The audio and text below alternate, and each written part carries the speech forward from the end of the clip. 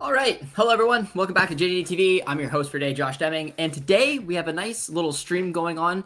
It's going to be kind of previewing and taking a look at the third place match between the Canadian national team and Uruguay. And I've brought on David from Warriors of Uruguay as well to come on, answer questions, talk about, the game, the fights, a little bit of everything. So if you guys have any questions that's towards Uruguay and anything you want to know, feel free to put it in the comment section and give a nice little welcome to David, who we will bring in right now. David, how you doing today? Hi there. I'm doing fine. Thank you. Glad to be on and have a chat about the game. It's going to be fun. Yeah. It's going to be fun. And I got you here for about 30 minutes or so. The stream will go for about an hour. So David will be with us probably until like 2:30ish. So like I said, if you guys got questions, get them in. But we got to begin one place, and that is the semifinal match against Colombia. Obviously, we can focus on the match itself in a little bit, but I want to focus on what happened at the very end and what you've heard. And, like reports are all over the place right now with the suspensions and the fights. And I think there's up to 11 players that were named, but I believe from what I read, they won't be suspended for the Canada match. So just give me your thoughts on the aftermath of that semifinal match. Yeah, was crazy. I guess in every South American, not every South American game, but many South American games, certainly in the national scene and also in like the Libertadores, Sudamericana, these games get feisty, all game you got incidents going on. And certainly with the scenario as it was, Colombia being down to 10 men, Uruguay playing an entire half against Colombia. They wanted to frustrate, they want to kill the game basically. And then you cannot pull it off, and the frustrations were running out for Uruguay. And that scenario being as it is, some people have kind of used that to say, well, they got into fights in the stands and they kind of want to vent their frustration. This was the original story that I read as well. And then obviously you read a little bit more and you see the story, or you hear the story that their families of players were in the same section as Colombian fans. Colombian fans wanted to frustrate, maybe harass a little bit or taunt, and things got physical, and players' families felt they were unsafe, and some of them even got hurt. And certainly when you just play the game like you played like Uruguay players did and Colombian players as well, and you are high in your emotion and you see this happening with your family, nuance is not something that you're going to have at that moment. And that is also why they reacted how they reacted, which is not to say it's good, it's exemplary, but it happened. And therefore now the proceedings or the disciplinary files opened by the CONMEBOL, and we will see what happens. It's a nasty end to a night, absolutely. But I guess it is what it is. So yeah. And here's your tweet you brought up here, naming the 11 players. Sanctions, that was just the biggest question mark, was will sanctions actually happen for the Canada match? They won't. They will be there. So that kind of goes over to my next talking point is, how serious do you think Uruguay is going to take this match? For Canada, this is our first ever Copa America. We went on this kind of dream run, got to play Argentina twice. We now have we played you guys a little bit before the World Cup actually happened, but it's a nice little opportunity to play a top nation once again. This matters. We've seen reporting here in Canada as well with some of the players. They want this. This means something to them, and it would be a perfect way to wrap up a really strong start to the Jesse Marsch era. On the flip side of things, Uruguay wanted to, they were one of the favorites going into this tournament. They wanted to win it. They went out in a close matter. They played up a man for 45, couldn't find the winner. And then, of course, the fights and the aftermath. What are you expecting from Bielsa? Are you expecting a strong starting 11? Are you expecting them to go for it? Or are you expecting them just to not even want to be here anymore? Well, knowing Bielsa, as a manager, certainly as a Uruguay manager, but in his whole career, he always likes to stay with the first 11, even if there are games that are not that important, like the game against the US, for example, when Uruguay were like basically truest in first place, and he still went for the full 11. So it's hard to say at this moment in time if he will actually do that, by the way, because normally we hear a little bit later today, the evening of the game, normally. So it's difficult to say. My opinion would be that this is an ideal situation or opportunity for players to play that didn't play that much. Because like you said, certainly from the Uruguayan perspective, this is a game which they do not want to play. You have just been knocked out by Colombia, third straight knockout against Colombia in major tournaments. The things that happened after the game, this is not a game that anybody is looking out for among the players or among the fans. So from that perspective, you would say, well, let's get some players in, like for example Ocampo, Brian Rodriguez, Nicolas Marichal, Emiliano Martinez, guys who didn't have a single minute this tournament. And also, in my opinion, and perhaps that's a bit of a bias speaking, I would love to see Suarez play, because this is possibly going to be his last game for Uruguay. So that would be my perspective and how I would like to see things happen. Yeah, and also I guess I spoke a little bit about it before we went live. Is that's also the way you should manage a team. You manage a team. You know, if you manage a team of 26 players, and obviously in national teams it's not it's like you can change players, you can call up others, and that's I understand that. But the core of your group is there and want to change that much. And you also have to keep that chemistry going, keep them content, happy, and then why not in a game like this, which in 5 years' time nobody remembers. Perhaps in Canada, if you come third, I understand that, but it's an ideal opportunity to actually do that and to give players some chances, also to play in a major tournament, which some of them have never done so far. So yeah. Yeah, no, I 100% agree, and I think that there is going to be big changes. I mean, Jesse Marsh kind of hinted towards that. He mentioned Luc de Fougerolles has got a great opportunity, who he hasn't had a ton of minutes at senior level right now, so this could be a really good look for him, especially heading into a preseason with Fulham. And yeah, like it's different. This is a tournament, like I said, we've never played in before. So getting a third place would be a huge opportunity. And I mean, really, it's unfortunate, obviously, what happened to Uruguay, the players, the families. It's a disaster. But like you said, it feels like they don't want to be here. So maybe it is better to give the second stringers a look, because they seem probably a little bit more up to it. They probably got a little bit more legs. And a lot of the players that obviously were impacted by where their families were, I believe, were a lot of the starting 11, right? Or yeah, what's a mix of this? It's a mix, yeah, for sure. But because they, I mean, this section, all of the families were there, or not a lot of them anyway. So, and I heard that the mother of Ugarte, for example, got hurt a little bit. So yeah, but that's probably incidental that there were players like Ugarte's mother and Darwin's family as well that were affected physically as well. So that's an incident, or like how do you say, that's incidental. It's not like there were only players in the first 11 there. But anyway, these players, like you said, I mean, they will not be suspended because these sanctions will come after. But it would also be quite wise, perhaps, for Bielsa to not play them. Also because they've just played 5 games in the space of, let's say, 2 weeks. So yeah. No, and another thing I would add, by the way, is that while for Canada it's certainly can be a source of pride if you beat Uruguay here and get third place in your first Copa America, which would be a great achievement. For Uruguay, like you said, we arrived in the tournament as favorites, and for Uruguay, even though Uruguay are not as successful as they were in the early part of the 20th century, for Uruguay, it still is true that whenever you enter a tournament, you need to win it. You want to win it, obviously, but there's also kind of the obligation to win it to a certain extent. And when you do not, and when you go out in the semifinals, it's a failure. That's not to say that Bielsa has to be sacked. There needs to be wholesale changes, but that's also a way to say it's a failure, or to acknowledge that it's not good enough because we didn't win.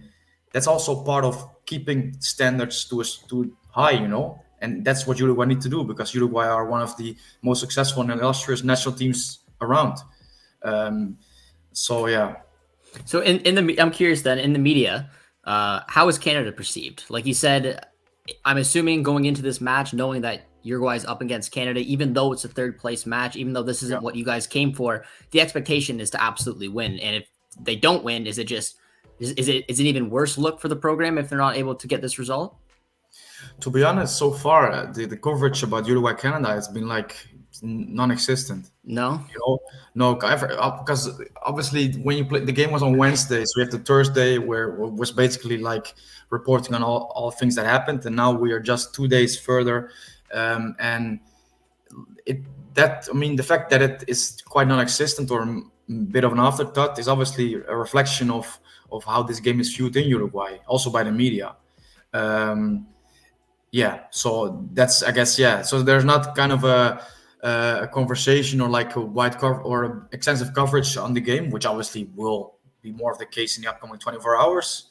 But I still find it an interesting game, by the way, because this is the third time Uruguay and Canada face off in their history. Last time, obviously, being ahead of the 2022 World Cup, and the game also represents an opportunity for Canadian Uruguayans, which are a subgroup, obviously, of your population, not a lot, but still, I know a few of them, and it's for them is obviously quite a unique thing, to see them play against each other in the Copa America. That's quite special. Absolutely, especially in a third place match. If you guys are just joining us on the stream today, be sure to drop a like, say hello, get some questions in. I'm going to start going through a few of them now. We got David here for another 20 or so minutes. So we got one right here. Says, is there a chance Uruguay won't value this as much as Canada would? I would say 100%.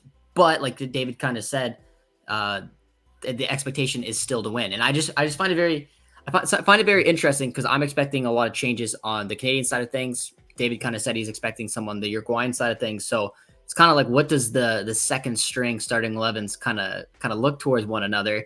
And David, if Suarez does start as well, do you think he'd probably only be able to go maybe 60 minutes if he does get the start? Yeah, perhaps. But the thing with Suarez is that he's gotten really good in how do you say, preserving or conserving energy throughout the game, So he also at Inter Miami, he obviously doesn't walk. He doesn't like press a lot or sprint a lot, So he could pull off 90 easily, but obviously not with the same intensity that Bielsa wants to see. And also, I mean, I watched I think I watched 2 of your games, 2.5, because one I didn't watch fully. And although your center backs aren't, in my opinion, that great on the ball, especially, they are quite big and powerful, and they have also some physical attributes which Suarez does not like to play against. So it would be an interesting matchup. But let's see. Perhaps Darwin will start. That will be probably an interesting thing after everything that's happened. Darwin's a very interesting striker. He's had a lot of criticism throughout this tournament, obviously, because he creates, 2, 3, 4 good chances every single match, at least the ones that I watch him in. Yeah. And he's lucky to maybe take 1 or 2. Again, from the Uruguayan side of things, how is Nunez kind of perceived over there? Obviously, you're going from a striker with the quality of Luis Suarez. Nunez is the next man up, but he can be such a hit or miss. What's the debate like over in Uruguay? Well, I think there are 3 camps, There's one, and probably this is probably like with most players or teams, whatever. It's a team or a camp that defends him to the hill and back and does not want to acknowledge any of his flaws and kind of gets frustrated and personal when you actually criticize him. There's a camp who is overly critical and believe he needs to be out of the national team, believe there's nothing to him. And there's a camp, which I believe I am in, is trying to look at actually what is he doing, how is he performing, and acknowledging the things that he has done well, because obviously he scored 6 goals in the qualifiers, he's the top scorer there, but also seeing where things go wrong and where he has let Uruguay down, which is incredibly obvious this tournament, because make no mistake, you can score 2 goals against Panama and Bolivia in games where he should have had probably 4 goals in total. But when you come up against Brazil and Colombia, and you have certainly against Brazil a clear-cut chance, and against Colombia in the first half 2 good opportunities, and you don't put them away, and Uruguay get knocked out of the Copa America, that certainly is a thing that it's not acceptable, in my opinion, for a striker of that quality, because I think he has qualities. And when that happens, the criticism will go your way. That's just the way it is. And yeah, I'm fine with that. I love Darwin, but there's no. I want to be objective, Even though I'm a fan of Uruguay, I want to be objective and call things as they are. And with Darwin, that probably needs to be done more by Uruguay fans and Liverpool fans. Although Liverpool fans, some sections are also quite critical of Darwin. Yeah. But yeah. So it's an interesting one. It's an enigma, Darwin. Darwin is an enigma, and yeah, hopefully we can figure him out in a few years, and hopefully he can figure himself out in a few years, and he can actually become a reliable goal scorer. But at 25 years of age, that time needs to come quickly. Yeah. No, at 25, I agree. You'll see him do all the right things to get into the right position, an easy finish, and he won't take it. But then you'll see him hit a sweet volley from 25 yards out, and he'll score that one instead. He's an interesting player, but I mean, I do respect. I know it's never smart idea to go up in the stands, but considering your family's up there, I mean, I saw Darwin Nunez get a lot of love on X at least for having his family's back, and the number one thing I saw is like he doesn't care if he's going to get suspended or not, or what sanctions will come. He wanted to protect his family, so he'll always have a bit of respect for that manner. But we'll go with a couple more questions coming in. Luke Carrier says predictions. Let us know, guys, in the comment section what your thoughts are. It's hard to want to take a look at a prediction here because we have no idea what the starting 11 is going to look like. If this is a semifinal match, it'd be different. There's, you're hungry, you're going for the final. You're playing your best 11. I really don't know what to expect from this Canadian side. Well, when David heads out, I'll do my best to try to build a starting 11. But I don't know. It could be, I don't know which stars could maybe play, which stars could be rested. So it's really hard to predict. The only thing I could really go off of is the fact that I think Canada will be hungrier for this. But at the same time, if we play our second stringers, I'm assuming you could look at the depth argument and Uruguay would have it. I don't know, but we'll have some fun. I'll say 1-0 Canada. Why not? David, what do you got for a prediction? I'm echoing your thoughts. It's hard to say when you don't really know who's going to play. But what I would say is that that just popped into my mind, but Jacob Schevelberg. I'm going to do a prediction quickly, but yeah. I like him, I watched him in the Inter Miami Nashville game in the CONCACAF Champions Cup.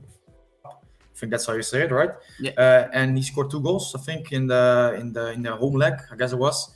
And this tournament as well. I watched him against Argentina. Did he come on or did he start? He came on, but he's a really interesting player. Really.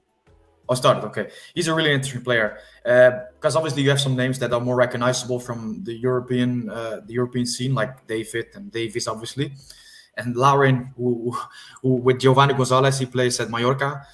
Which also is a decent player. But Schevelberg, I'm surprised. When I watch him, I'm really pleasantly surprised with how good he is. But regarding the game, like you said, if Uruguay play a second string team, probably in quality will still be a better team than the Canada second string. If Canada go full team, it's probably going to be harder. Because of the things we mentioned earlier, Canada wanting to play this game probably more than Uruguay. I wouldn't be surprised to see Canada win. But the thing is, when Uruguay go down, like when Canada take lead in their first half, there's something like very innate in Uruguayan football DNA that you want to win, whatever. I mean, then it turns into a game that you cannot lose, regardless of the lack of value to the game itself. So let's see. Let's hope it's not gonna be a kicking game at the end of the day. That's just what I don't hope, because the frustrations are there still running high with Uruguay. Yeah, no, that's fair. So I'm gonna go for a question here from Dave, and says, is there a bump of cash for finishing third? I believe so. I think the 4th place team will receive around 4 million, and the 3rd place will get 5. Yeah. I believe. Another mil. I mean, for Canada, that's huge. So that's another big incentive. Dave also says, any concerns for post-game violence as we have seen in other Copa games? I wouldn't say there's concerns for violence in this game, like the 3rd place game between Canada and Uruguay. I can't imagine that there's going to be any more than a few thousand, if that, Canadian fans. I'm not sure how well the Uruguay fans will travel there. If there's going to be any violence to worry about, it's going to be the final, Colombia, Argentina, especially if, there's a big debate about who's going to actually have the kind of the home field advantage. And it seems like Colombia may have it, even though it's, Argentina and Miami with Messi. It kind of seems like there's going to be more Colombian fans. So I'd say if there's any violence to worry about, it'd be after that game. David, I don't know if you agree with that. Yeah, absolutely. I mean, you have to be a really, really, silly person. I would say it like that, to get into a fight after this game. I mean, I'm not sure what you're up to then. So no. And the Colombia Argentina game, I guess tensions are probably gonna run high there. No, yeah, I agree. I can't see it at all for this upcoming match, but doesn't mean that it's not going to be a good match. And I saw someone put out a tweet earlier today, and I kind of liked the vibe of it. It said that the reason that they're excited for this game is because some of these players, I mean, one, you'll get a look at some new players, which is just for fans of the programs, it's always fun. But also, they were debating whether this game will be played with a little bit more freedom. Like there's the debate of whether they're up for it or not, and if they care. But if you're playing maybe some of the second stringers mixed in with some of the first stringers, and these second stringers are going to try to make an impact, especially knowing that there's a World Cup coming up in a couple of years' time, or that they've sat on the bench for 5 games, maybe there's an opportunity that this could actually just be a fascinating game to watch, quality wise. Do you have any thoughts on that? Do you think, because I think back to one of the worst third place matches I remember watching was Belgium against England in the 2020 or the 2018 World Cup, and that was just an awful game to watch. There's nothing else to really say, but I feel like if the right players are on the pitch and ones that are up for it and ones that are energized and ones that are trying to impress, I'm talking mostly from the Canadian side of things because we have a new manager and whatnot. So do you have any thoughts on that? Do you think we could be in just for a nice match, like just on the ice? No, I think your argument is really valid because certainly in international football, what kills the excitement of football in international tournaments is the pressure that comes with losing, or the consequence of what comes with losing. Obviously, the pressure that then is there for managers, and obviously the manager has a strategy for the game, and players obviously have to carry that out. I mean, I remember the World Cup in South Africa. I loved it from the Uruguayan perspective, but it was a terrible World Cup in terms of quality. It really was. And when these pressures, the pressure of these kind of knockout games, these kind of high pressure games where you don't want to make a mistake, are like gone, and you play a game like the fourth place match, which is I mean, whatever happens doesn't really matter at the end of the day. You would say we're gonna see a nice game because both teams obviously have some decent players, and both teams as well have managers who want ideally to play a good brand of football. You know. So I think you could be right, but like you said, you never know because some games, the fourth place game in the World Cup in 2018, like you said, was terrible, and that's probably also because both teams were still so disappointed with not getting to the final. And then in Canada's case, you're right in saying that. Well, that's a bit different over here, you know. Yeah. So therefore, maybe we are getting a really youthful side that is really looking forward to it and wants to impress the new manager. Yeah, and the comment here, the players have to be exhausted by now. It's true, and that's why I think we're going to see rotation, which hopefully just will bring a little bit more quality with fresher legs, and then that hunger to try to win third. So I mean, it's gonna be an interesting debate. I'm hoping for the very least that it's a fun match to watch. It's a back and forth. It's a good game. It's two managers that play an attractive style. And just to kind of go out on a high for both teams, just to make it fun. I mean, obviously, I hope Canada wins. That'd be nice. And David probably hopes Uruguay wins. But I bring up these are just predicted starting 11s. I really don't think that this is probably going to be anywhere near what we're going to see. But David, take a look at the Uruguay side of things and just kind of maybe walk me through your predicted starting 11. You can go through like keeper, right back, center back, any players that you think may stay in from this predicted one, or any players that you would like to see or are hoping to see come in. Okay. So let's say Bielsa is going to rotate. It's going to give chances to players who didn't play that much. Let's just say that because we don't know for sure. I can predict it, but I wouldn't put any money on it because I just don't know at the moment. Then Rochette has played all tournament. I would go with one of the two reserve goalkeepers, which is probably then going to be Franco Israel, player for Sporting Club de Portugal. He would then play. Right, Nunez, he obviously was suspended in the semi-final. You could say Guillermo Varela, who also played against Colombia. And then the center-back pairing will probably then be Nicolas Maichal of Dynamo Moscow, and on the left and on the right, Sebastian Cáceres of Copa America. That will make sense. Araujo obviously being out injured, Ronald Araujo that is. Then Lucas Olaza probably playing in Krasnodar in Russia for Matias Viña. Midfield, you could say Manuel Ugarte is going out for Emiliano Martinez playing in Denmark. Valverde, I mean, probably Real Madrid will be on the phone saying, well, let's give him a rest here. He's played like 600 games last season. It's fine to rest him here. Then you could say Well, I would say Rodrigo Bentancur, but he went out injured. That's probably a tougher one because Uruguay's depth in central midfield is not that big. Nicolas de la Cruz, you could say, although he already played a lot in this tournament. On 10, probably the only thing they got right in this lineup, if we are going to rotate, is Georgian Darascaeta. He didn't play an awful lot the tournament, one start and cameo appearances. Then on the right, let's say Agustin Canovio from Atlético Paranense, and on the left, Brian Rodriguez for Copa America, or maybe Brian Ocampo of Cadiz, and then Suarez for Darwin up top. So every player is basically different. Yeah, well, I'm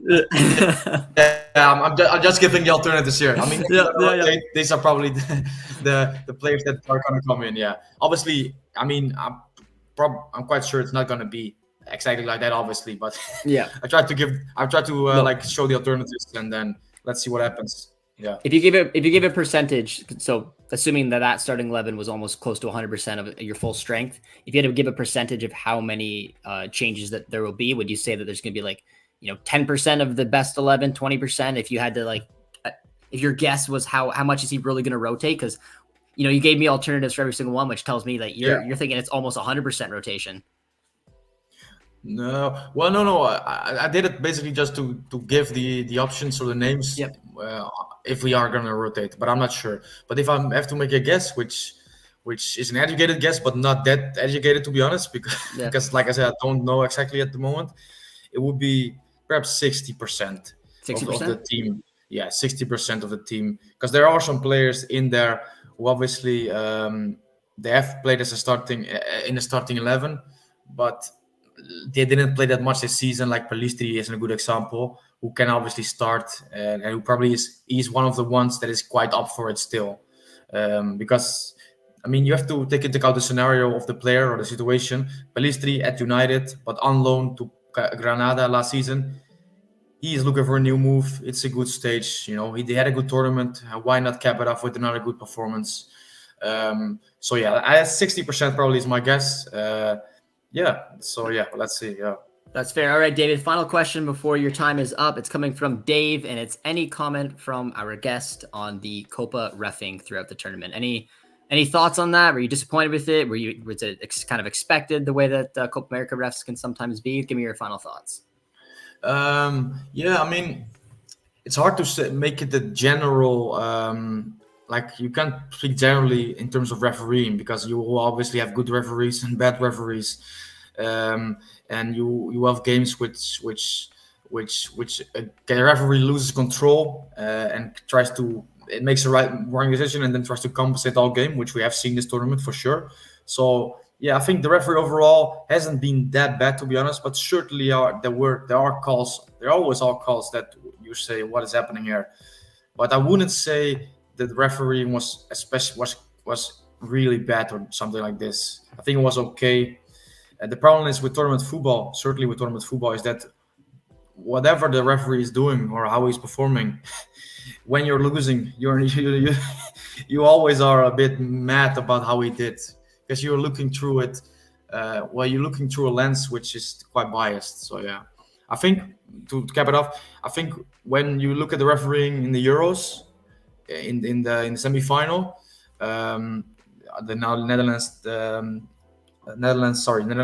England game, I think we should be okay in the Copa, because we didn't see anything like that in one game here, in my opinion. So yeah. No, that's fair. I thought that was a ridiculous penalty to give away. But all right, David, that is all for you today. I really appreciate you coming on the stream. This is David's Twitter, if you guys want to, or X, if you guys want to check it out. Warriors of Uruguay does a great work there, and I really appreciate him coming on today and kind of giving us the Uruguay side of things, the perspective, and go over some great storylines. So, David, I really appreciate it, and hopefully we'll chat soon. Thank you, man. All good. Have a good stream, the rest of the stream. Bye-bye. All right. Cheers. All right. Big thank you to David for coming on. And for the rest of this stream, I'll basically just be going over questions with you guys and talking about a potential starting 11, if you think that it's even possible to come up with one, because I really don't know what to expect for the starting 11. I really don't. I put up a tweet today. Maybe I'll bring it up and show you guys, but it's it's a complete guess. And I was just going off of what Jesse Marsh kind of told us. And I looking at it, and I kind of almost think that there might even be more changes in this starting 11. But I'll bring it up for you guys now, and let me know your guys' thoughts. And if you're just joining the stream, guys, drop a like, say hello, get questions in, because the next 30 minutes is just about talking about this third place game, and let me know what it means to you. Let me know if it matters. I'm going to ask that question. Does the third place match matter to you? Let me know. I would say yes. The third place match matters to me. We have never been in a Copa America before. I mean, I personally, before Jesse got hired, I didn't think that we were going to go very far in it. Jesse came in, kind of gave everyone that excitement. I think we really needed. We went in, it hasn't been always pretty, but we found a way. Made it through the group stage, made it through Venezuela, had 2 matches against Argentina, which again, so important for 2026 preparation. And now we get a third place match against a top nation again in Uruguay. And I would love to see us walk away. Imagine like going into this tournament and be like, yeah, Canada's going to go to the Copa America and they're going to walk away with a third place finish. I love it. But the reason that this match is so interesting, like David and I were discussing, is because I don't know what to expect. I know the Canadians want to win it, but this is match 6. Our starting 11, our best starting 11, they're exhausted. There hasn't been a ton of rotation throughout this match or throughout this tournament. And for this match, I'm expecting rotation, which means that we're going to see players that, Jesse hasn't probably played and have just really seen in training. But the same can be said for Uruguay. So it's really hard to know which way these third place games will go. And that's the reason the big debate is, do we keep them at all? Should we get rid of the third place matches because teams aren't up for it? Players don't care. Clubs don't want their best players to play because they want to get back to preseason. And it's just a huge up in the air. So like I said, I really don't know. We'll talk about this starting 11 right now, and then we can kind of build one together. Probably a more rotated one, if I'm being completely honest. But yeah, let me know, guys, what you think of the starting 11. And I asked you, does a third place matter to you? And for me, it does. I'd love to walk away with a third place, 100%. Dave says, oh, for sure, for the Canadian national team, it would be huge. And the thing for Uruguay is that it wouldn't be huge, but it would be expected. Despite the disastrous end to this tournament, unfortunately for Uruguay, with the playing up a man for 45 against Colombia, couldn't find a way, and then the awful scenes that happened after. That's not the way that Uruguay want to go out of this tournament, and they don't really want to be here anymore. They lost. So it's hard to know what to expect. And if they do a ton of rotation too, it just makes this game very curious. And I honestly don't even know how to take a look at my predicted starting 11 and try to put it together. It absolutely matters. More importantly, credibility wise, love the starting 11, provided that Davies cannot go. Yeah. I put that in, assuming that Davies, and even if Davies is cleared to play, like, I don't know. Do you not think Bayern's gonna be like, all right, he's played 5 matches right now. The third place doesn't matter that much. He got picked up an injury. Please don't play him. I don't know. I don't know if those conversations are obviously happening or not, but from the starting 11 I just made here, I was going off of a few things. We know that Jesse said that there's going to be multiple changes. We heard him say that there's a very good chance that Luc de Fougerolles will start, and we don't know the Davies injury. So with that being said, that's how I kind of went through this starting 11. I believe Crépeau will still start. I don't think he'll go to Dane St. Clair, but he could. Like, that could be a potential change. He could go with Dane St. Clair. Johnson's had a ton of minutes, but so is Richie Larea. So Richie could go there instead of Johnston if you want to really switch it up. Bombito could go there, but it could be Waterman again if you want to switch it up. I put Kamal Miller in because he just seemed like one of the players that I think could get a look, if you know what I mean. Because Kamal Miller was such a trusted player with this national team going for the last, 2-3 years. So I could see him getting a start over Cornelius. I threw Luc de Fougerolles in there for Alphonso Davies, assuming that the injury kind of rules him out. I put Eustachio and Kone in, but honestly, the only natural 6 replacement is Piet. And I don't know if Jesse's going to start Piet, but Eustachio has had a ton of minutes. Eustachio also hasn't played a lot for Porto towards the end of the season. So maybe, again, that's a reason that he could play. But again, it's a 6 match. Kone obviously was dropped for a couple matches. I feel like Kone's got a good chance of starting this game. Schaffelberg and David seemed gassed in the last game. I threw them in here because I don't know. So I think there's a very good chance that we could see something else. Maybe Chouanier goes out to one of the flanks. I put Ali Ahmed in there. I put Oluwaseyi up front with David, but maybe we see Jason Russell-Rowe. Would be my other striker guess. Maybe it's Chouanier that goes in the middle. I don't know, but we'll build another starting 11 here in a sec. But that's just kind of my predicted one, and I honestly I have no idea what to expect. I really don't. This third place match reminds me of the women's team winning bronze at Olympics 2012. It's a milestone for the national team. I like that. And I've seen that comparison a few times chatting with you guys over the past few days. And I agree. This game should matter. It really should. But like I said, this one's just got so many layers to it. How will Jesse approach the game? How are the players feeling? What's left in these legs? Does he want to see more different players like DeFougerolles? Does he want to see a Waterman? Does he want to see a Hebert? Could maybe slide in there at left back as well. It's hard to tell. Same as Uruguay. They don't want to be here. They don't really want to play this match. How will they switch things up? It's really hard to take a look at and have an idea what Jesse's going to do. So we'll obviously just kind of have to wait. But in the meantime, we'll have some fun kind of coming up with a different starting 11, and this is the one that I came up with. Hebert was a mess against the Netherlands. Yeah, I didn't think he looked too good. We got a super chat coming in from John.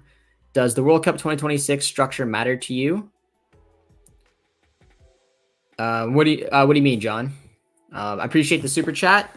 Can you elaborate on that? Does the World Cup 2026 structure matter to you? Are you meaning that like it's an expanded World Cup and that there's more teams? If so, I mean, I would have liked to see it remain and still be the 32 teams. I wasn't crazy about the extended and expanding it, although you get to see more nations, which is always cool. But I'm a very traditional guy. I don't like the Champions League changes that are coming. I don't really like the World Cup. The one changes I didn't mind was the Euros when they expanded. So yeah, I'm not, if that's what you mean, I'm not crazy, but if that's not what you mean, send another message, John. And like I said, I appreciate the super chat. And don't forget that Marsh and Marsh was Bielsa's successor at Leeds, just for that. Yeah, there you go. Bielsa was one of Leeds United's favorite manager of all time, and Jesse Marsh was a polarizing figure over there. Saved them from relegation, but really, I don't think he had a great. Jesse said every experience helped him grow as a manager, but I don't know. It just seemed like a tough one. I feel like he's a lot happier right now back in Canada. So yeah, it's the battle of the former Leeds managers, and like I said, one was the most popular Leeds manager you're going to find, and the other one was our boy Jesse here. So Bielsa may have a little grudge and could maybe try to take Jesse down in a peg here, but I assume there's a big chunk of money for the third place match. I believe you get an extra $1 million. If anyone wants to correct that, or if I'm off from the little bit of research I did, I believe you get an extra $1 million if you win third. So for Canada, that's always massive. We have capable lads. Should we need to rotate half the usual Copa starting 11, no problem. But I believe Crepeau deserves to play the final game. Yeah, and again, I don't know. I'm in my own head. I could totally see Dane St. Clair getting the start, but I kind of feel like Max will. There was a little interview with Crepeau and Kone, which I don't know why, if I'm reading too much into it, but I feel like they will get starts. Gord says, I agree with DeFougerolles and Kamal Miller. I think Ahmed will start and Tanny. So yeah, so we got a good chunk of them in there. It's just if I'm looking at this starting 11, 3 players, maybe even 4, but 3 really stick out to me that might be rested. And that's Jonathan David, Jacob Schaffelberg, and Eustachio, especially because like Jesse Marsh said, like David and Schaffelberg were so gassed in the last match, but they were brought off in the 60th or 60 something minutes. So they were kind of rested. So maybe they'll get another opportunity. And then Eustachio, who obviously it's just had a lot of minutes. Eustachio was brought out in the 72nd, David was brought out in the 64th, and Schaffelberg was brought out in the 55th. Do you think Canada has a chance to win? I do. I do think they have a chance to win because it's such an unpredictable match. we could be playing basically the second string against the second string, or if Canada somehow play like a 60% strongest 11 and Uruguay play a 20% strong. Like, it's hard to know. I really don't know what to expect, but I'd say there's definitely a chance just because no one really knows. But and I don't know how up for it the Uruguay team will be, especially everything that obviously happened in that last match. Eustachio might be done. Porto wants him back at training in one piece. Osorio can replace him if need be. Yeah, let's have some fun.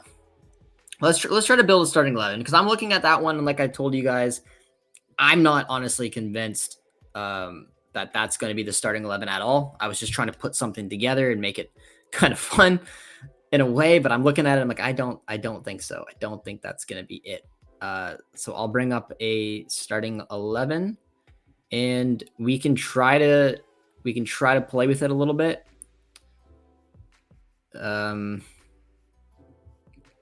So let me know. Throw some players in the chat, guys, and we can build a starting 11. It's already in a 4-4-2, which is lovely.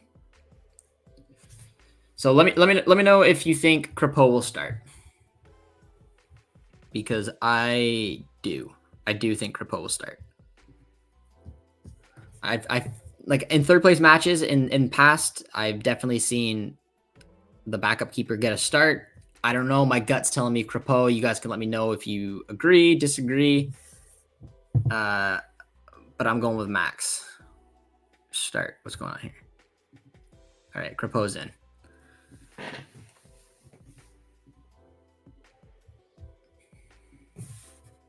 Shaft coming off early seems like a good move to save him for tomorrow's game. I would like to see him come on to start the second half, same as Steph. Could be. I'm gonna look at you guys in the chat to try to put this team together, because like I said, we might as well try to create something together here, because I have no idea where I'm leaning. I'm just going off of just some things that I've seen, that there's going to be multiple changes. Luc de Fougerolles, I really do think has a chance to start, especially after what Jesse said. And I feel like Davies isn't going to start. I don't know about you guys. I just feel like with the injury he had, the amount of minutes he's picked up in this tournament, and Bayern wanting him back in one piece, I just feel like it's probably not going to be a start for Davies. Super chat coming in from John. Again, John, thank you so much. Second super chat of the day. Mexico and Canada could meet in the round of 32. It's hard with three. I mean, it's hard with three. Yeah, I don't know. I feel like it doesn't seem like. Yeah, I don't know. I would have liked to see him spread out more. But at the same time, it doesn't bother me that much. I mean, we have three co-hosts. There's a chance that they're going to run into each other at some point in this tournament. So, it'd be interesting. It'd be more interesting if it was the United States and Mexico. Another chance to meet at a World Cup where the United States got the advantage of them there. I would have liked to see them do it in a way where Canada, US, and Mexico are very much apart and have a very, very small chance of running into each other. But I haven't taken a deep enough look into it to understand where they would have had to been placed to make that happen. So we'll have to see if they run into each other. At least one CONCACAF nation, I guess, in the round of 32 would move on to the round of 16. Perhaps Larin played the whole 90 minutes with the mind that he's not starting the next match. I agree with that. I'm assuming because Larin started and played all 90, I think there's a very good chance that he won't start this game. But again, we were all guessing. Like I have no idea. In the other match, players that went all 90: Cornelius, Bombito, Johnston, Kone, Crepeau, obviously, and Larin. But Kone didn't play didn't start in two matches. So I have a feeling he's going to start. We must win. I'm giving away my TFC tickets just so I can see my Canadian international team heroes win on Saturday night. I like that, Gord. That's fantastic. It does matter, man. It does matter. I'm glad to see that a lot of you guys care about this third place game. You are dreaming, dude. I don't know what you're talking about. Stop it. Which one? I this comment is from a bit ago. Is it for assuming that we may win? We could. Canada could easily win. because there could be like a ton of rotation. We have no idea what the starting 11s will look like. If we went best on best and Uruguay was right up for it, then yeah, I mean, the clear advantage would go to Uruguay, but the team just doesn't, I don't know, man. It's a third place match. Doesn't seem like the team overly wants to be here, and I'm expecting heavy rotation. Dave says, thanks for carrying one of the torches for soccer in Canada, Josh. I appreciate that, Dave, and a big shout out to you guys. Hit 10,000 subscribers over this tournament. Nice little milestone for the channel, and a nice, I think a nice showcase of how much the sport has grown in this country. So you guys were a massive part of that. I really do appreciate it. But yeah, we'll go Crepeau starts. Let's go. Let's go to right back, guys. Who do you want to see? Who do you want to see at right back? Or even Piet? I would start Chouanier. I have no problem starting Chouanier. I thought he came off the bench with Ali Ahmed in that game against Argentina, and I thought he looked really good. I don't know where to start him, though. I don't know if you go like a 4-2-3-1, if Jesse's would look to change up the shape a little bit, play 3. I mean, I feel like I would maybe do that. If you want to see Osorio get some minutes with Chouanier, maybe Kone. If you can trust one of them to play as a 6. If not, Eustachio will have to go. You could throw Piet in there. I don't know. I'm torn. I might be in the minority, but I get both sides. But it's a new coach. I'd love to see some new players perform at high-level competition. But again, it's 1 million. No, I get that. And also, I mean, this is match number 6, and there was not a lot of rotation throughout this tournament. So a lot of these guys are gassed. I don't know what type of phone calls will be coming from clubs being like, I don't want to see my player get hurt. You've played him a ton. This third place match, you know, I don't know. I don't know what type of pressure Jesse's going to be under. That's a complete guess on my part, but I don't think it's, you know, I could see it being realistic. Looking at the back 4, we got Johnston, Luke DeFougerolles, Cornelius, and Larea. I was thinking about putting Richie at left back as well. Then obviously Kyle Hebert's there. We have Joel Waterman for looking for big rotation.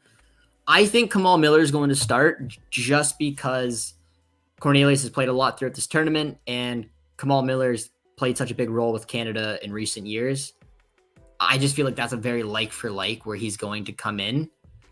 I think Kone will be starting as well. So I'm going to start plugging a few players in that I think will start, and we'll see what you guys think as well. I think Kone will start, like, just mainly because he didn't play all the matches this tournament. He was rested. He played a really good game against Argentina. He was our best player. I feel like he'll get a look. I think Kamal Miller will as well. Just pure rotation. This is a player that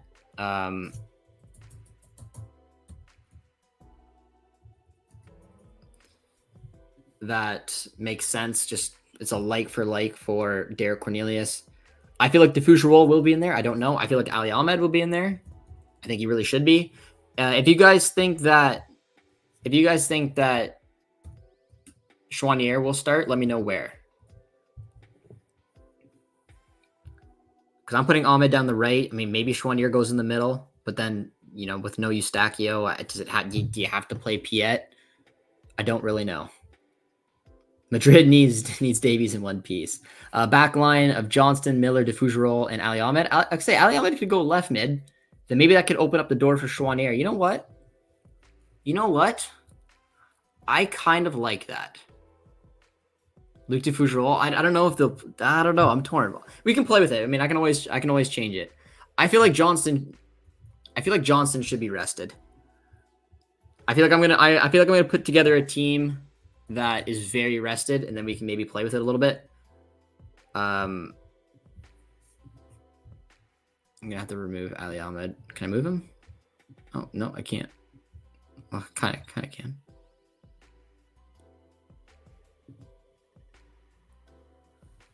Okay, then at right mid,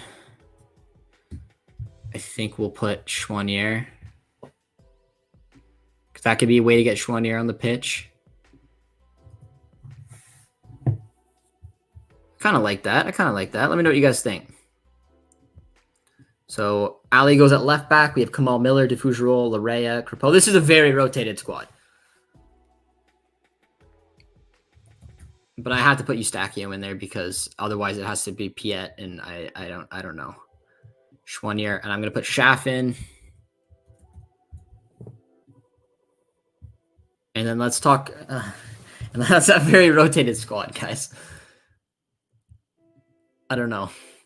Personally, I would start Matthew and Theo. I say I feel like you guys are gonna really like Theo Bear up front. Let me know your strikers. Toss in your striker combinations here. Daniel Jebsen to Bournemouth. I saw that. I think that's a very good move for him. I don't know. I feel like the next year or two will be pretty big for Jebsen. In terms of Canada, I've seen nothing to indicate that he's gonna represent Canada anytime soon. But I think that he needs to get to a place where he's going to get a lot of minutes. I feel like the Premier League's probably a little bit too high for him at the moment. I don't expect him to be a starter, obviously, but even like coming off the bench, I don't know. I kind of wanted to maybe see him go to a solid like championship level team where he's got a chance to fight for starting minutes and play in a good league. That's kind of the move I was looking for him. But I mean, he did me one better and he got to move to the Prem. So maybe he's a impact sub. That'd be ideal, I think, in season number 1, or he gets a loan move. We'll have to see. Luke DeFougerolles and Kamal Miller at center backs. That's what we got in this heavily rotated side. Johnston has been fantastic. You know he'll want to play. I can maybe put him back in there. Johnston.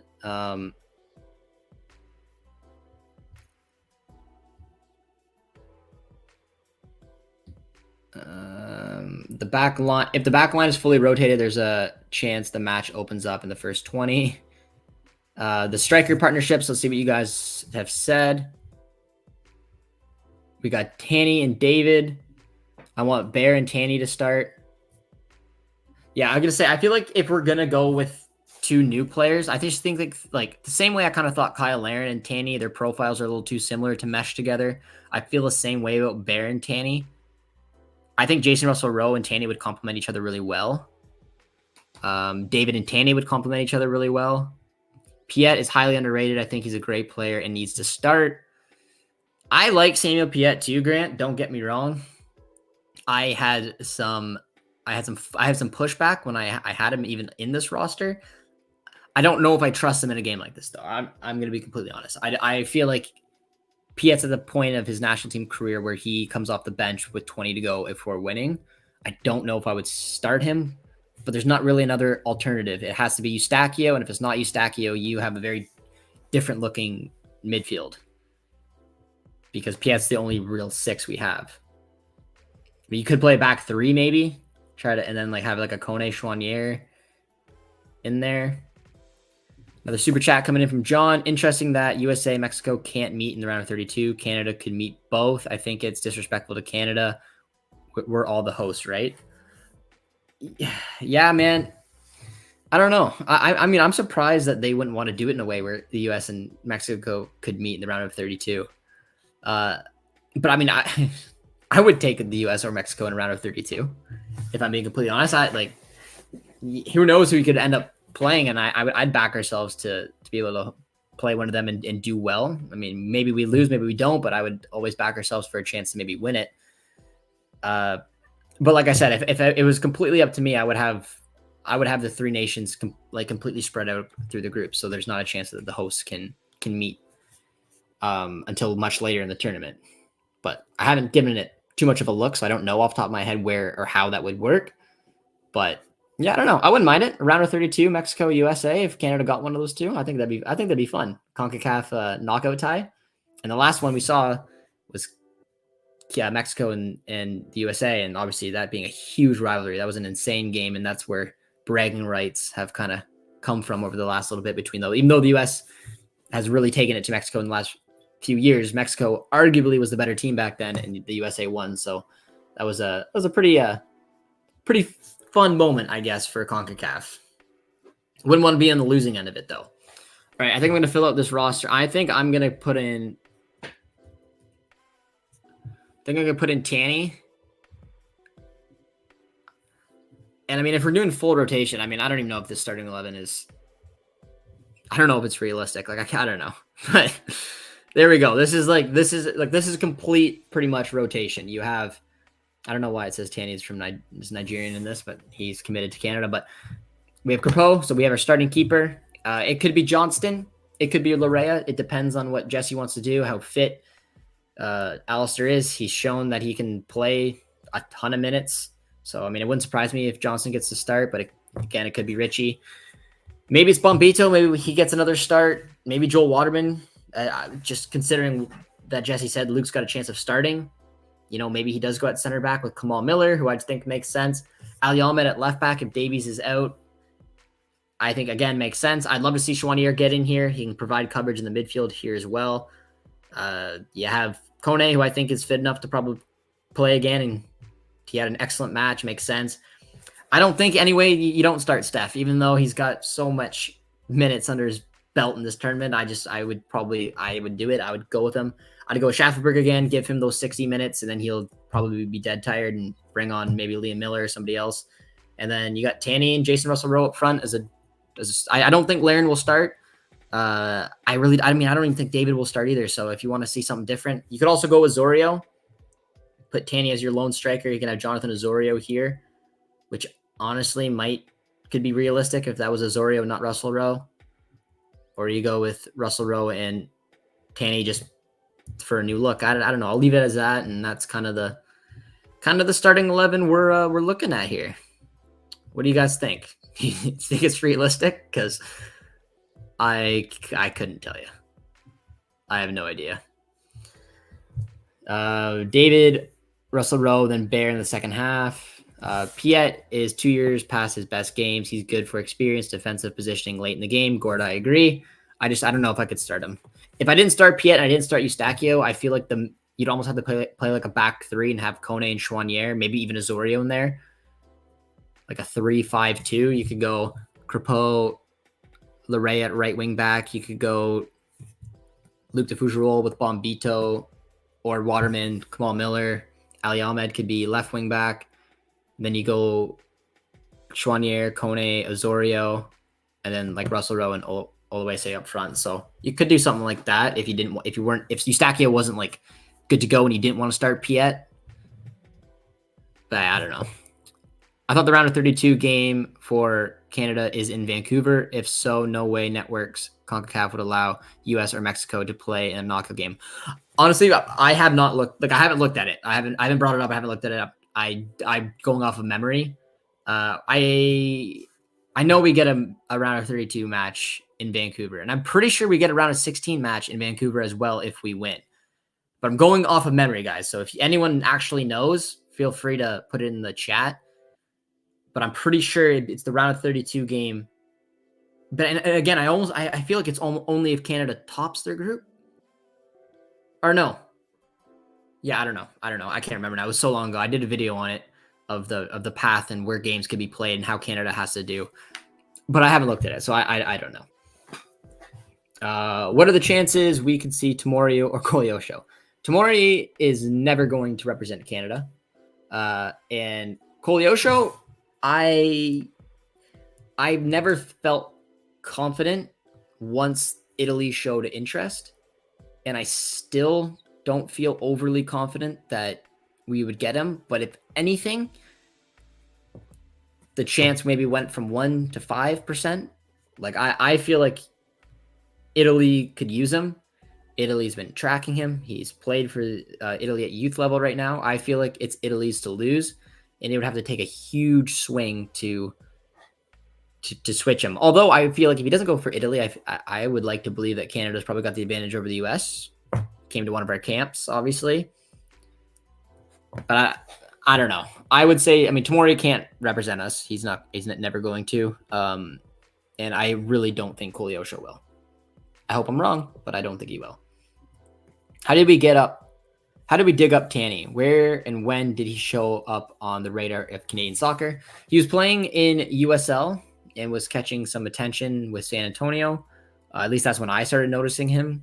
There's a Canadian coach out in San Antonio, so I've kind of kept an eye on the team, and we had a few Canadian players there. We still have a couple Canadian players there.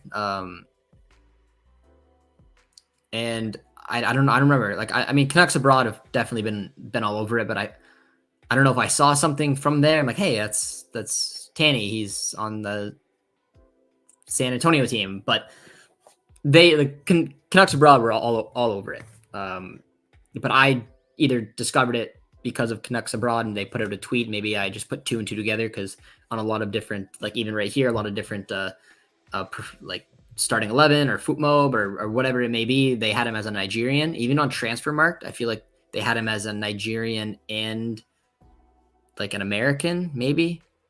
I don't know. But he started popping off because he started scoring a bunch of goals for San Antonio during his loan move there. And then he went back to Minnesota and had a really, really strong start to the season where he came off the bench and got a bunch of goals and assists. And then he obviously got starts and he started scoring. And then Jesse Marsh took a look at him, brought him in for the 27th player in those friendlies. He impressed. And now, like I said, he's a third striker in this depth chart for sure. I think it's been shown throughout this tournament. I feel like Tanny could have scored a few goals in this tournament. And unfortunately for him, his finishing just wasn't quite on. But yeah, love Tanny's passion. Tamori is cap tied to England. Chouanier is good for the second half. Josh, you've been very, very, very, very hard on Kyle Larin. I don't mean to be hard on Kyle Larin. I've had a few of you guys hit back in videos and streams, and I am not trying to be hard on Kyle Larin. I'm trying to make it very clear. I am well aware of what he brings to this team. His best work is his off the ball work right now. He absolutely fits what Jesse Marsh wants to do and the way that he wants to press and the way that he wants to use 2 strikers. I think his hold up play can be very good. And you saw that from the goal that we scored.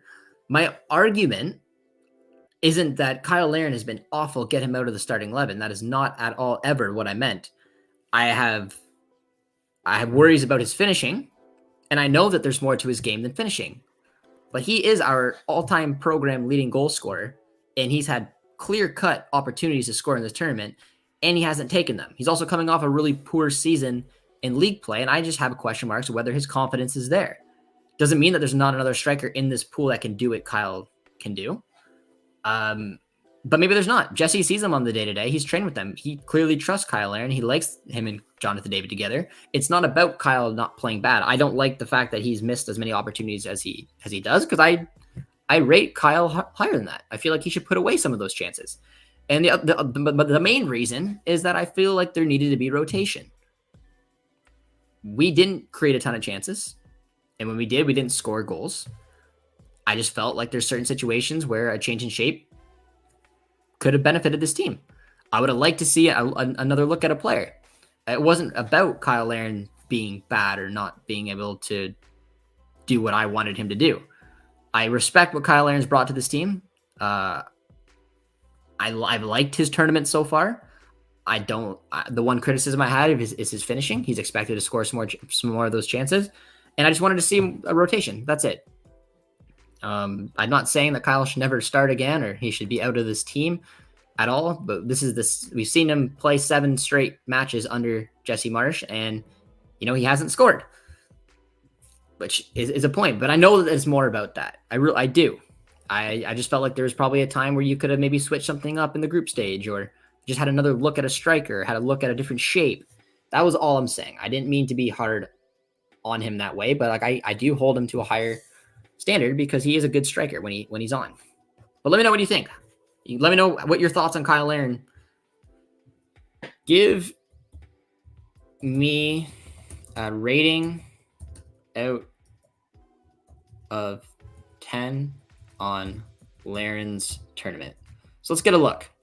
Because like I said, he's been a polarizing figure, and I'm going off of what people I've talked to on X, on here. Like I read your guys' comments. I stream with you, like you guys. I absolutely respect your guys' thoughts and opinions as well. And he's a polarizing figure. I've had some people think I've been hard on Kyle Larin. I have some people think that I've been more than fair with Kyle Larin. I've had people be very rude towards him, but I've had people talk him up. It's hard to know. I don't know. I've liked a lot of what he's done, but I've been disappointed in areas as well. And I want to see something different. And that's why, like in this next match, we're going to see something different. I assume Kyle Larin will be one of the guys rested. But let me go through some of the comments here. Why is Laray at right back? Why not Johnston? Hey, we can change it. I feel like that's... I just threw him in because So that we'll say that's a starting 11 if there's the most rotation possible.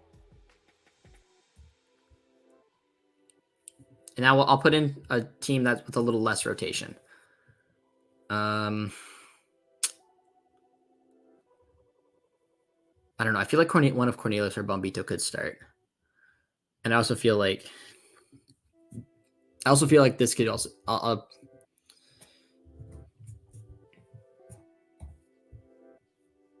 also put John. This is another look. I don't think this will happen, but we could do like a 4-2-3-1, something kind of like that.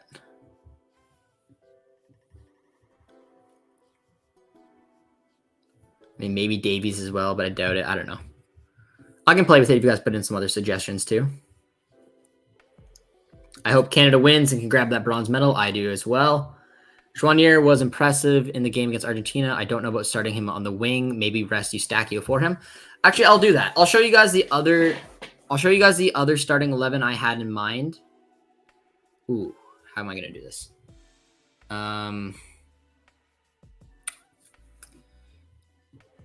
Yeah, I'll show you guys the other starting 11 I had in mind. If we're going to rest Steph. Okay. I don't know if it's going to be Luke the Fougerolles in there. And I really don't know if this is likely, but I'm just trying to figure out a way where you can start Joignier, Kone, not start Eustachio, and not start Piet.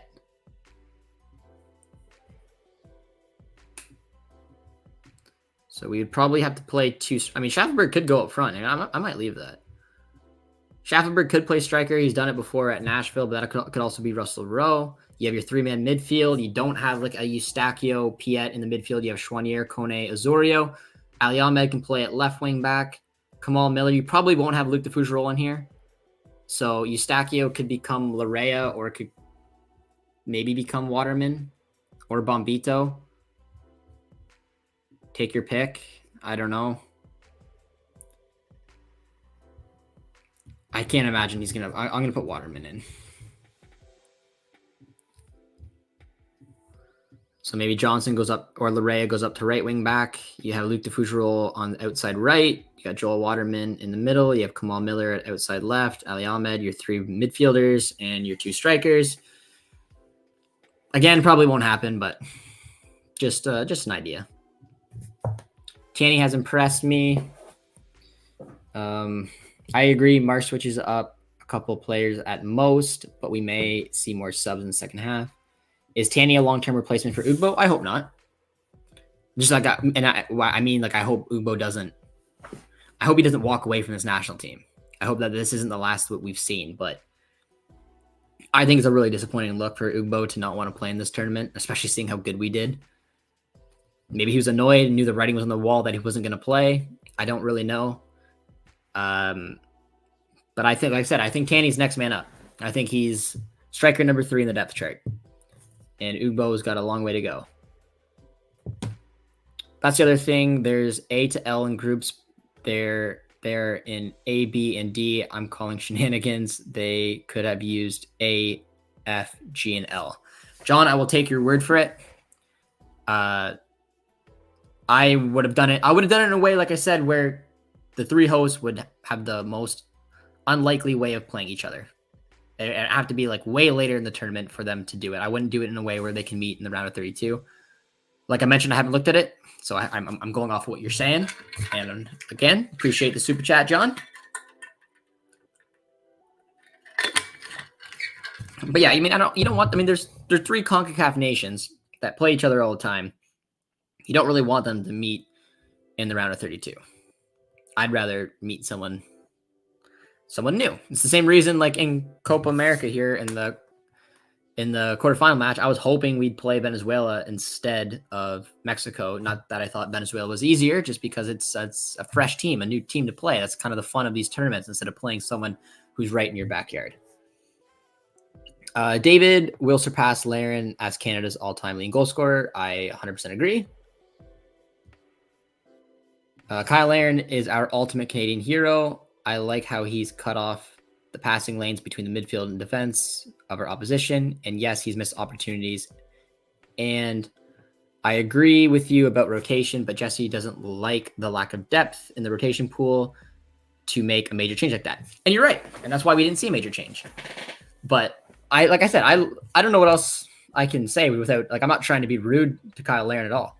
I like what he's done off the ball, cutting the passing lanes, playing alongside Jonathan David, playing in a system, buying into what Jesse Marsh wants him to do.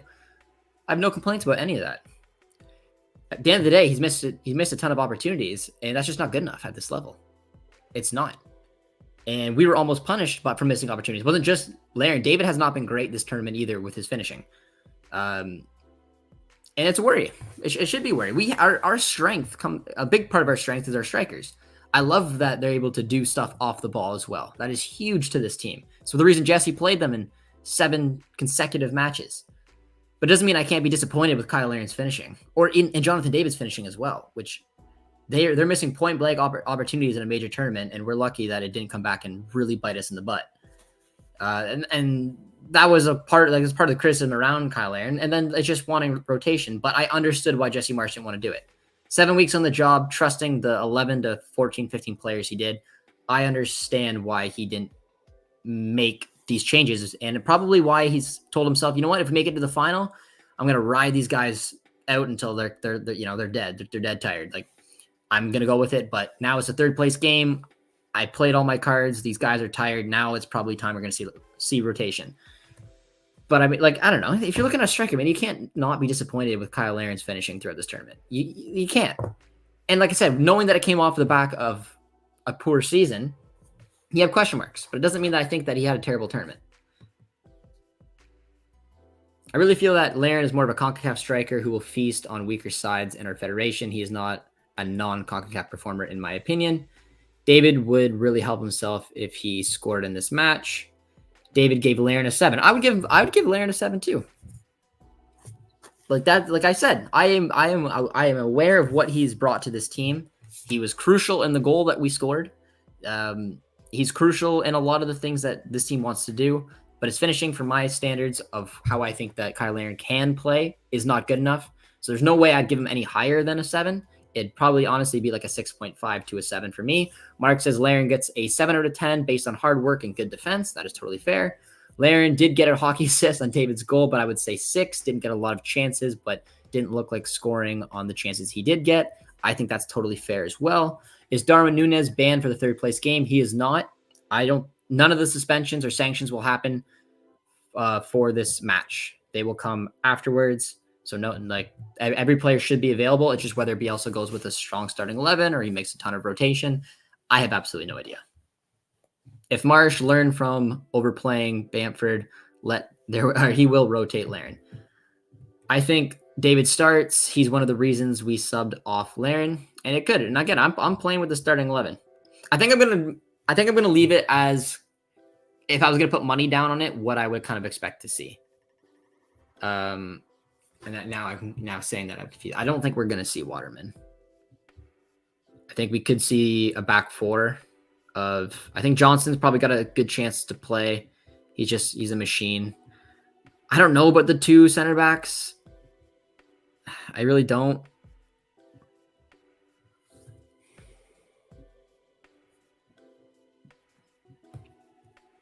Would Ali go? Chouanier. I think Schaff could start. I think we could probably change Osorio to David.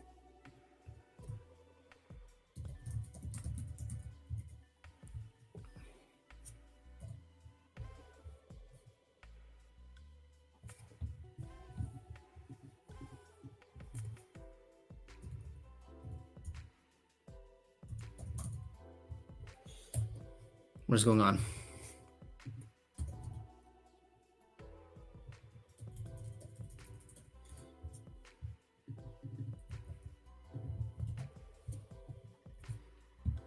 Okay, I guess David is David not here?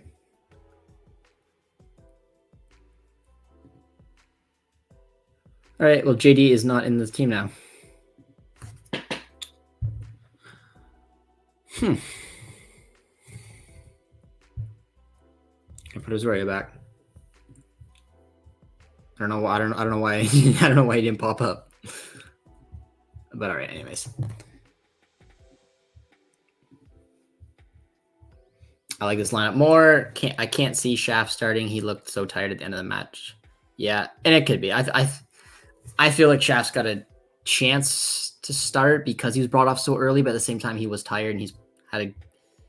Yeah, I don't know.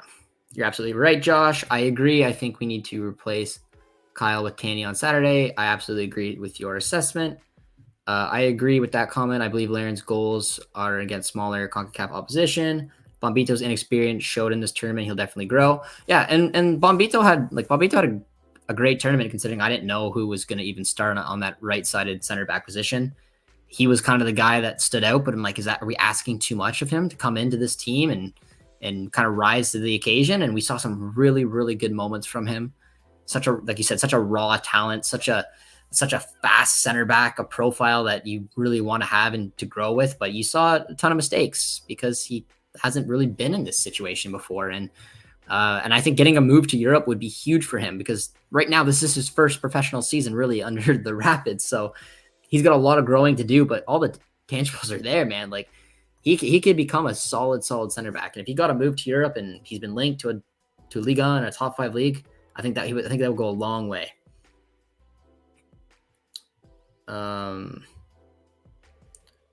What is this lineup? Joel Waterman.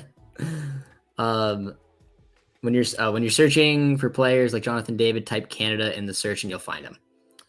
All right, I'm just gonna bring up my final starting 11 here. Like I said, man, I don't know if this is it, but I could kind of see this being like I felt like it was a realistic. That's the reason I put it together and tweeted it out. So this is the final one. I'll let you guys take a look at before I wrap up the stream. But again, I don't know, man. I went with Crepeau because I think he will start. I don't think Dane will get a chance. I think Johnson could get a good opportunity. I feel like one of Bombito Cornelius will start, but Cornelius and Miller are such a like for like. I went with Bombito and then Miller. I put Luc de Fougerolles in at left back because I felt after the comments that he may start. It could be Alphonso Davies if he's healthy. So maybe Jesse was playing mind games and Luke isn't actually going to start. But I feel like that'd be a little opportunity for him there. I put Ahmed at right mid. I had Schaffelberg, again, guaranteed to go about 60 if he starts. I put Eustachio and Kone in the midfield because those are the two players I trust the most by far. And then I put David and Oluwaise up front. That's kind of it, man. That's kind of it. I don't know.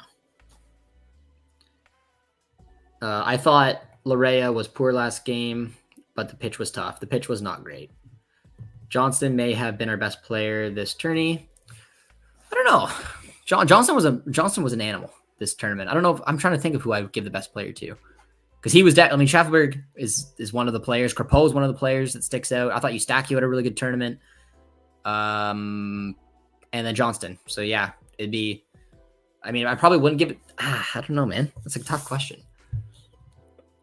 Yeah, I don't know, man. It could be Johnston, Crepeau.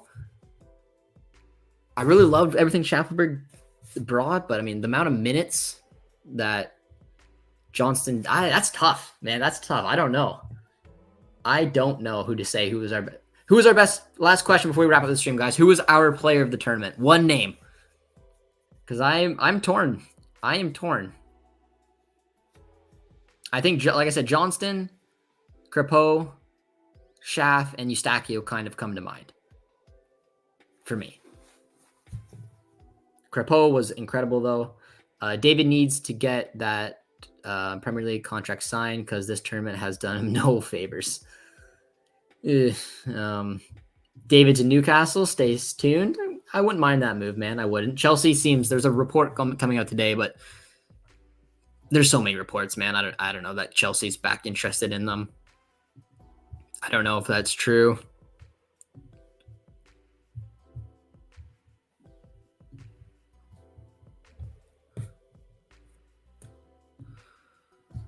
All right, I asked you guys who's our player of the tournament. Crepeau. I felt Stack was up and down. Crepeau. It kind of seems like Crepeau has got it for you guys. Johnson or Crepeau. Yeah, Johnson. I mean, man, yeah, Johnson's up there. Schaffelberg. Yeah, I like this comment. Where'd it go? I think those are the top three. I don't know in that order, but those are the top 3. Schaffelberg, Crepeau, Johnston. I'd probably put Crepeau number 1, then Johnston, and then Schaffelberg if it was me. Has to be Crepeau. All right, ladies and gentlemen, that is all for the stream today. It was a long one. A big shout out to David again for coming back on and take a look at the Uruguay side of things. The third place match will be a lot of fun. We'll be doing a preview, just our pregame stream. We're doing the watch along over on One Soccer, and I'll have my 5 takeaways for you guys to wrap up what was such a fun tournament. I appreciate you guys tuning in through it all, helping me get to 10,000 subscribers, which is crazy, and showing how beautiful the Canadian soccer community has been.